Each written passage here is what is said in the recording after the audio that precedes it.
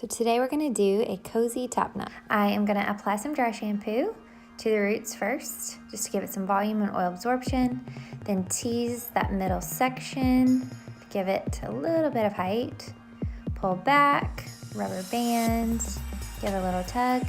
Next, I'm going to take our texture paste, melt it down in my hands, and smooth the baby hairs and flyaways away. Then twist around using the texture paste still on my hands to give a little bit of grip, and pin in. You can do this part kind of haphazardly because it really does not have to be perfect.